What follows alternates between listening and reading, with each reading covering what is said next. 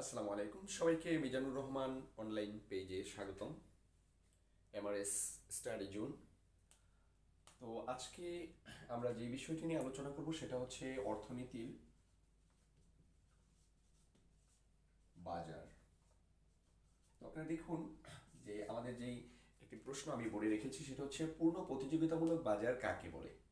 নিচের চিত্রটি হতে কোন মুনাফা অর্জন হয়? চিত্রটির ব্যাখ্যা সহ মুনাফা নির্ণয় করো।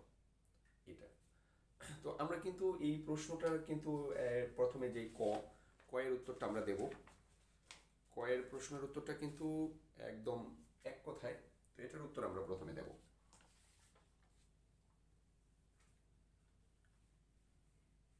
তো দেখুন, এটার উত্তর আমি একটু বলে দিচ্ছি, আপনারা এটার উত্তর পেয়ে যাবেন বইতে। যে বাজারে অসংখ্য ক্রেতা, যে বাজারে অসংখ্য ক্রেতা ও বিক্রেতার মধ্যে, এই যে আমার এই কয়ের প্রশ্নটা হচ্ছে যে বাজারে অসংখ্য ক্রেতা ও বিক্রেতার মধ্যে পূর্ণ মাত্রায় প্রতিযোগিতা হয়, পূর্ণ মাত্রায় প্রতিযোগিতা বিরাজ করে, সেই বাজারকেই পূর্ণ প্রতিযোগিতামূলক বাজার বলে। অর্থাৎ যেই বাজারে কি অসংখ্য ক্রেতা, এইটুকু মনে রাখতে হবে, অসংখ্য ক্রেতা ও বিক্রেতার মধ্যে পূর্ণ মাত্রায় প্রতিযোগিতা বিরাজমান, সেই বাজারকে পূর্ণ প্রতিযোগিতামূলক বাজার বলে। আচ্ছা, এবার আমরা চলে যাই ক্ষয়ের উত্তর, যে এই যে চিত্রটা দ্বারা কোন মুনাফা অর্জিত হয়। ক্ষয়ের উত্তর একদম সহজ, যে এটা দ্বারা স্বাভাবিক মুনাফা অর্জিত হয়। তো এটার জন্য আমাদের এই যে কোন মুনাফা অর্জিত হয় এটা আমরা একটু এখন হলো ব্যাখ্যা বিশ্লেষণের মাধ্যমে আপনাদেরকে দেখাবো। তো দেখুন, এটার জন্য আমাদের প্রথমে একটা শর্ত হলো কি, যে প্রয়োজনীয় শর্ত। তো প্রয়োজনীয় শর্তটা হচ্ছে এই যে এমআর রেখা এমসি রেখার সমান হবে, অর্থাৎ এই দুইটা রেখা সমান হবে। তো একটু দেখুন খেয়াল করে, এই যে এটাই হচ্ছে আমাদের এমআর রেখা এবং এই যে এমসি রেখা, দুইটা এ বিন্দুতে সমান হয়েছে। তার মানে কি এমআর রেখা এবং এমসি রেখা পরস্পর সমান হয়েছে। এটা হলো আমাদের প্রয়োজনীয় শর্ত। 2 নম্বর শর্ত হচ্ছে আমাদের পর্যাপ্ত শর্ত।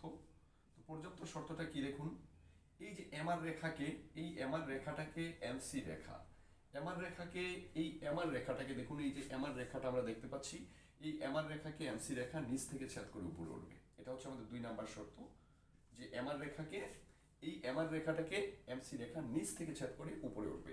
তাহলে আমাদের 2টা শর্ত আমাদের পালিত হলো। এবার আমাদের 3টা শর্ত আছে অতিরিক্ত। এই 3টা শর্ত দেখলে আমরা বুঝে যাব যে আমাদের কোন মুনাফা অর্জিত হয়। ঠিক আছে, তো দেখুন 3 নাম্বার শর্ত হচ্ছে যে এ সমান সরি 3 নাম্বার শর্তটা হচ্ছে পি সমান এসি, এটা হচ্ছে স্বাভাবিক মুনাফা। পি গ্রেটার দেন এসি, এটা হচ্ছে অতিরিক্ত মুনাফা। P AC greater than P greater than ABC.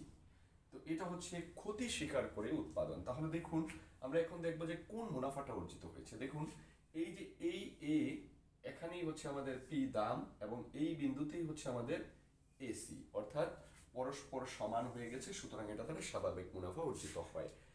এখন আপনারা যদি এটাকে সুন্দরভাবে চিত্রের মাধ্যমে লিখতে চান, তাহলে আমরা এভাবে লিখতে পারি যে চিত্র বিশ্লেষণটা, চিত্রে ভূমি অক্ষে জিরো কিউ জিরো, চিত্রে ভূমি অক্ষে জিরো কিউ জিরোর উৎপাদন স্তরের, জিরো কিউ জিরো উৎপাদন স্তরের এই যে এ বিন্দুটা হচ্ছে ভারসাম্য বিন্দু, এ বিন্দু হচ্ছে ভারসাম্য বিন্দু।